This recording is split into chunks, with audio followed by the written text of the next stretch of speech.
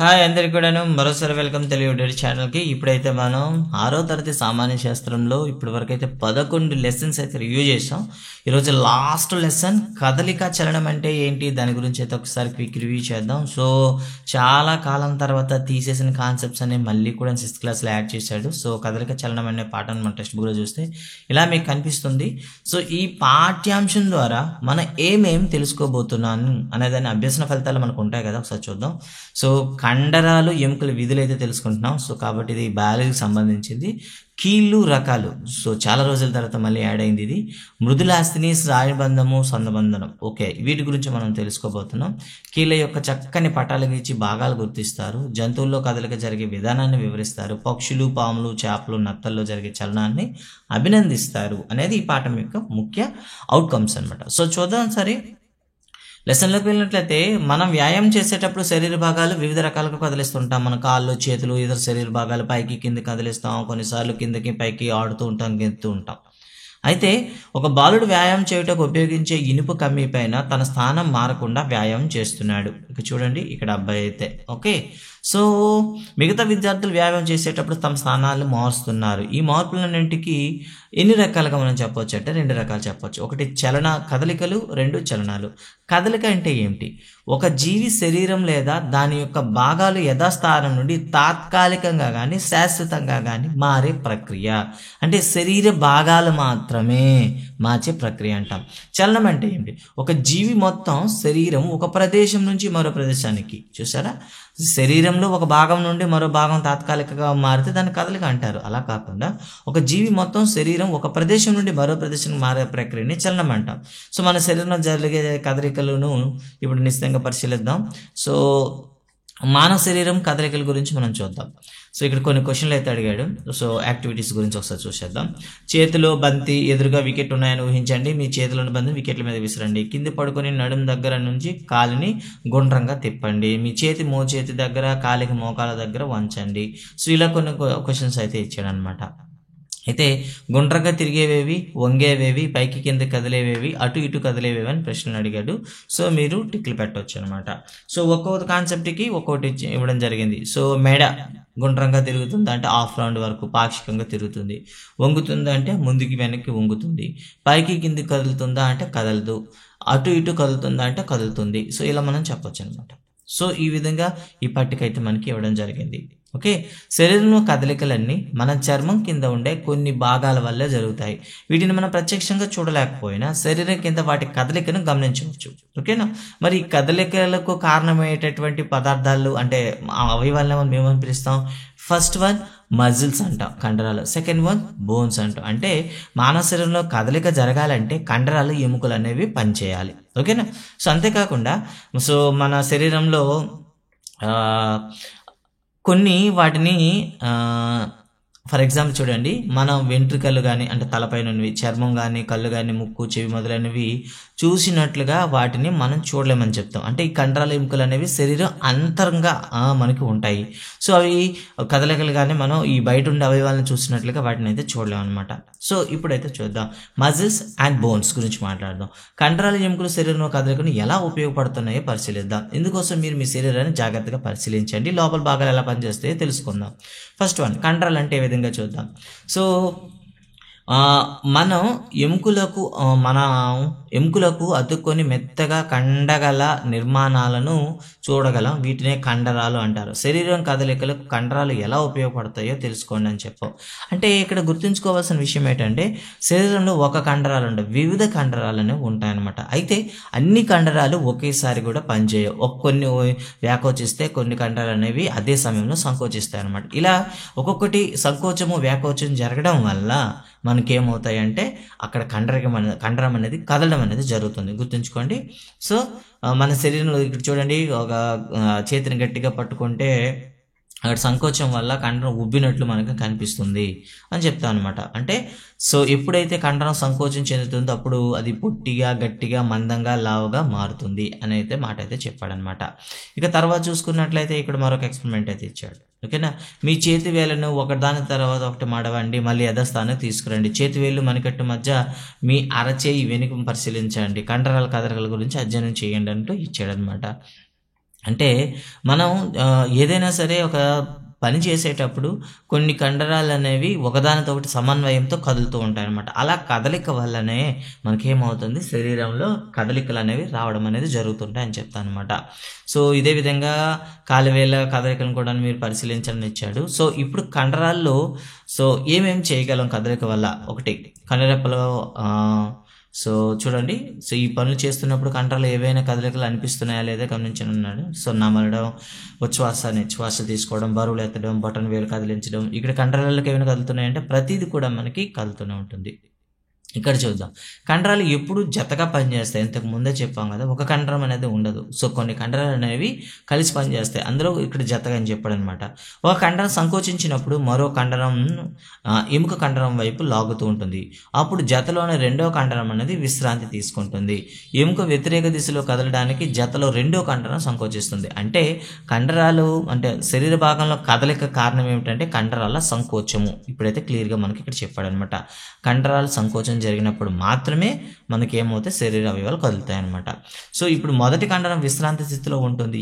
ఈ విధంగా ఎముకను కదిలించడంలో కండరాలు జతగా పనిచేస్తాయి అని చెప్పాడనమాట. కొన్ని కండరాలు ఎముకకు నేరుగా అతుక్కునే ఉంటాయి, మరికొన్ని కండరాలు గుండ్రంగా తెల్లగా ఉండే దారాల లాంటి తంతువులు ఉంటాయి. వీటిని టెండాన్ అని పిలుస్తారు అనమాట. సో చూడండి, కండరానికి ఎముకని కలిపి ఉంచేదాన్ని మనం ఏమని పిలుస్తాము, టెండాన్ అని పిలుస్తాం. దీన్నే మనం ఏమని పిలుస్తామంటే, ఇక్కడ చూడండి ఒక పదం అయితే ఇచ్చాడు, స్నాయుబంధము అని ఇచ్చాడు అనమాట. ఓకేనా, గుర్తుంచుకోండి. ప్రశ్న ఏంటంటే, ఎముక కండరాలు అతుక్కోవడానికి ఉపయోగపడేటటువంటి కణజాలాన్ని ఏమని పిలుస్తారు? స్నాయుబంధము లేదా టెండాన్ అంటాం అనమాట. టెండాన్ శరీరంలో వివిధ కండరాలతో ఉండడాన్ని మనం గమనిస్తాం. ఉదాహరణకు మోచేతి పైన, మోకాల పైన, చీలమండ దగ్గర టెండాన్లు గమనించవచ్చు. సో ఇక్కడ ఒక మాట అయితే ఇచ్చాడు, శరీరంలో దాదాపుగా 650 పైగా కండరాలు ఉంటాయి. అతిపెద్ద కండరం ఏది అంటే గ్లూటియస్ మ్యాగ్జిమస్. సో చూడండి, ఇది ఒక జీకే ప్రశ్న. సో కండరాలు అతిపెద్ద కండరం గ్లూటియస్ మ్యాగ్జిమస్, అన్నిటికన్నా చిన్నది స్టెపీడియన్. ఓకేనా, ఎముకలు కావండి కండరాలు, గుర్తుంచుకోండి. సో శరీరంలో అసలు అవిశ్రాంతిగా పనిచేసే కండరాలు ఏవైనా ఉన్నాయంటే గుండె కండరాలు. మానవ హృదయం సో రక్తనాళాల ద్వారా నిమిషానికి 4500 క్యూబిక్ సెంటీమీటర్స్ రక్తాన్ని సరఫరా చేస్తుంది అనమాట. ఇక్కడ ఒక ప్రశ్న అనమాట, ఒక నిమిషానికి మానవ హృదయము ఎంత రక్తాన్ని సరఫరా చేస్తుంది, పంపు చేస్తుంది అంటే 4500 క్యూబిక్ సెంటీమీటర్ సిసిస్ అనమాట. ఓకే, మానవ శరీరంలో మొత్తం ఎన్ని కండరాలు ఉంటాయి? 450 కంటే ఎక్కువ ఉంటాయి. అన్నిటికన్నా పెద్దది గ్లూటియస్ మ్యాగ్జిమస్, అన్నిటికన్నా చిన్నది స్టెపీడియన్స్. శరీరంలో అవిస్తృతంగా పనిచేసే కండరాలు గుండె కండరాలు. గుండె ఒక నిమిషానికి ఎంత రక్తాన్ని పంపు చేస్తుందంటే 4500 క్యూబిక్ సెంటీమీటర్స్. ఓకే, ఇవండి టెండాన్ అంటే ఎముకకు మా కండరాలని కలిపి ఉండే ఒక ప్రత్యేకమైనటువంటి కణాంగాలు, వీటిని స్నాయుబంధము లేదా టెండాన్ అని పిలుస్తాం. ఓకే, ఇప్పుడు మనం ఎముకల గురించి మాట్లాడదాం. సో అస్థిపంజరం అయితే ఇక్కడ ఇవ్వడం జరిగింది. నిజానికైతే పోటీ పరీక్షలకు వెళ్ళే వాళ్ళకి సో ప్రతి భాగం కూడా మనకు అవసరం ఉంటుంది, అక్కడ ఉన్న ఎముకల సంఖ్య కూడా అవసరం ఉంటుంది. బట్ డిఎస్సిలో మనకు అవసరం ఉండదు కాబట్టి సో ఇక్కడ చూస్తే ఒక్కొక్క దాని నుంచి చూద్దాం.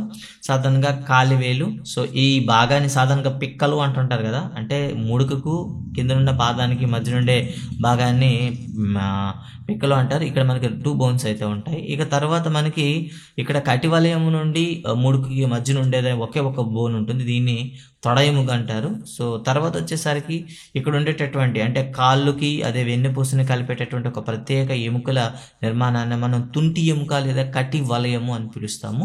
ఇక మధ్యలో కనిపించేది ఇది వెన్నుపూస అని పిలుస్తాము. సో తర్వాత ఉండేటటువంటి ఈ పంజరాన్ని మనం ఏమని పిలుస్తామంటే పక్కట ఎముకలు అంటాము. సో ఉరహ్ పంజరం అంటాము. ఇక తర్వాత ఈ ఉనః పంజరానికి అండ్ ఈ ఆనుకుని ఉండేటటువంటి ప్రత్యేకమైనటువంటి ఎముక నిర్మాణాన్ని మనం ఏమని పిలుస్తాం, భుజాస్థి అని పిలుస్తాము.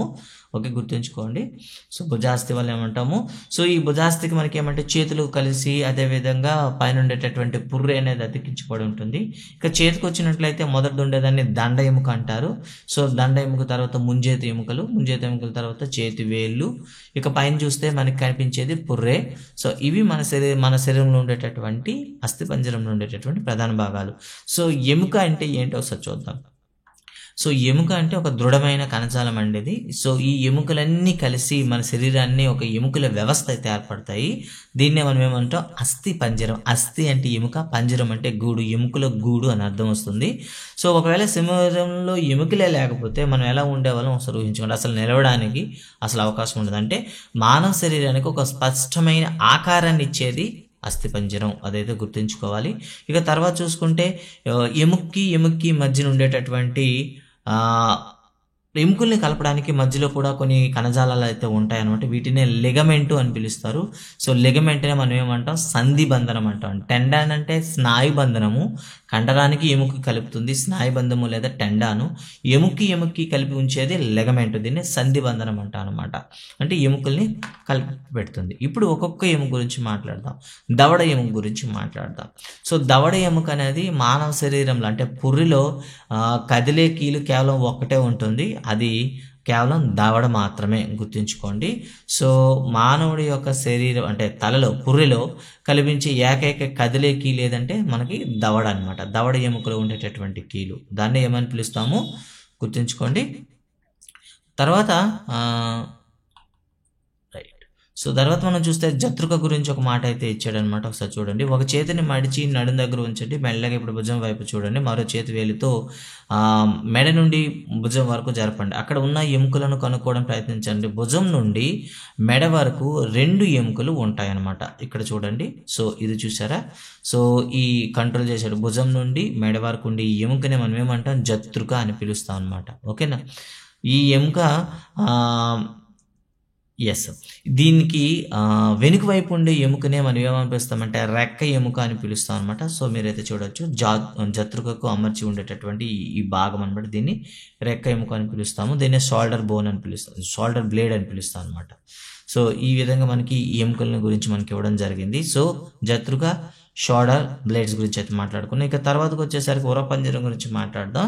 సో ఉరపంజరం అనేది పక్కటెముకలు మొత్తం కూడాను నిర్మించి ఒక పెట్టె వంటి నిర్మాణం అనమాట. ఇది ఛాతిలో ఉంటుంది.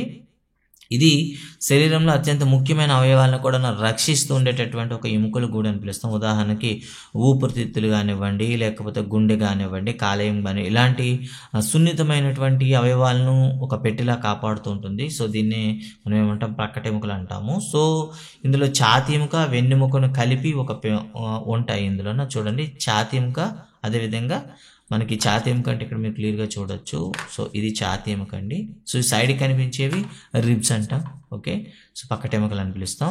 అంటే బ్యాక్ సైడ్ చూస్తే మనకి స్పైనల్ కార్డ్ అంటాం కదా, వెన్నుపాము. సో అది కూడా కలిసి ఉంటాయి. మొత్తాన్ని కలిపి ఉరపంజరం అంటాం. సో ప్రశ్న ఏంటంటే ఉరపంజరంలో ఏమేమి ఉంటాయి?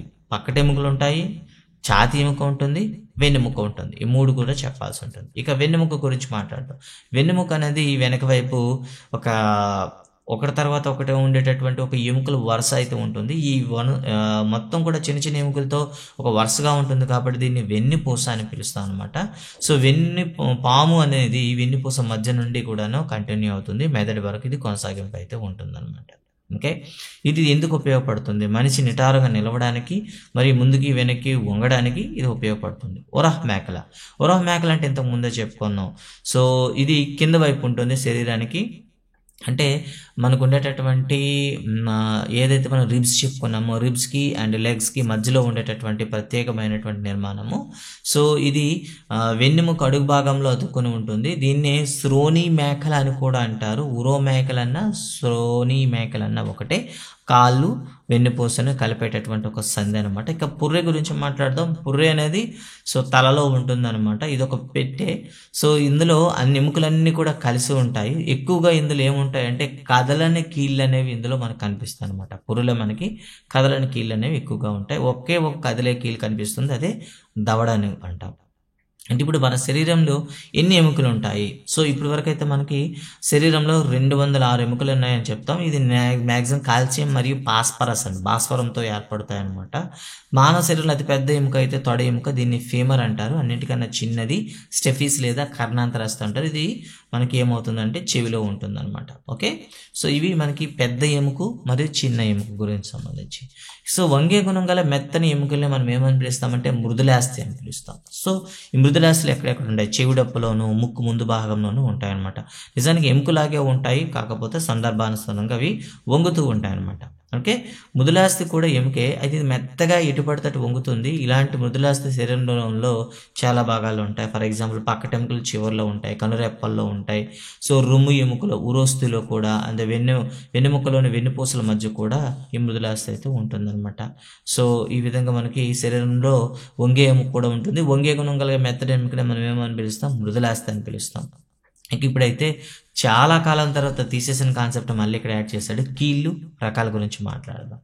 సో ఇక్కడ చూడండి, కీళ్ళు గురించి మనం చెప్తున్నప్పుడు శరీరంలో ఒక చిన్న ఎక్స్పెరిమెంట్ అయితే ఇచ్చాడు అనమాట. సో మీటర్ పొడవున స్కేల్ తీసుకోండి, మోచేతి మధ్యలో వచ్చేటట్లుగా చేతి కింద ఉంచండి. సో నెమ్మదిగా ఏం చేయమన్నాడంటే, చూడండి ఎముకలు కదలకు, అంటే దానికి ఏం చేయమన్నాడంటే గట్టిగా తాడుతో కట్టమన్నాడు. సో మీరు ఇక్కడ చూడొచ్చు. సో ఇక్కడ ఇలా స్కేల్తో అయితే కట్టిన తర్వాత చేతిని వంచమన్నాడు.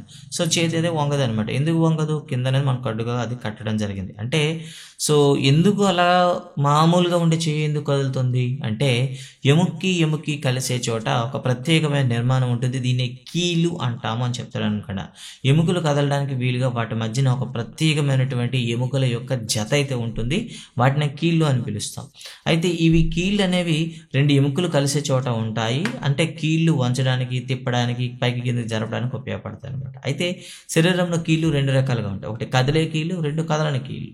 ఓకే, కదిలే కీళ్ళు గురించి ముందు మాట్లాడదాం. కదిలే కీళ్ళు మళ్ళీ 4 రకాలుగా ఉంటాయి: బంతి గిన్నె కీళ్ళు, మడతబొందు కీళ్ళు, జారెడి కీళ్ళు, బొంగరపు కీళ్ళు. ఇప్పుడైతే చూద్దాం.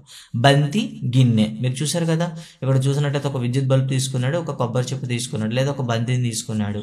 సో ఇందులో ఏం చేశాడు, దాన్ని పెట్టినట్లయితే అది ఏ విధంగా కదులుతుందో చూడమన్నాడు అనమాట. సో అది చుట్టుపక్కల కూడాను తిరుగుతూ ఉంటుంది అనమాట. ఇలాంటి బంతి గిన్నె కీళ్ళు ఎక్కడ ఉంటాయి, తుంటి భాగంలో ఉంటాయి, భుజం భాగంలో ఉంటాయి అనమాట. ఇవి ఉండే దగ్గర మనకి గిరగిర మనం తిప్పడానికి ఉంటుంది. చూసారా, ఇది తుంటి జాయింట్ అనమాట. సో తుంటి భాగంలో ఉంటాయి, అదేవిధంగా భుజంలో ఉంటాయి. సో ఇక్కడ చూడండి, బంతి గిన్నె కీలు పైన మనకి ప్రశ్న అడిగితే బంతి గిన్నె కీలు ఎక్కడెక్కడ ఉంటాయి, ఒక భుజం కీలు, రెండు తుంటి భాగాల్లో ఉంటాయి, రెండు మడతబొందు కీలు. సో సాధారణ మడతబొందు అంటే ఏమిటి, సో పుస్తకం అలా తెరుచుకొని ఓపెన్ అవ్వడం అనమాట. ఇలా ఉంటే దాన్ని మడతబొందు కీళ్ళు అంట. సో ఈ మడతబొందు కీళ్ళు ఎక్కడెక్కడ ఉంటాయి ఒకసారి చూద్దాం శరీరంలో.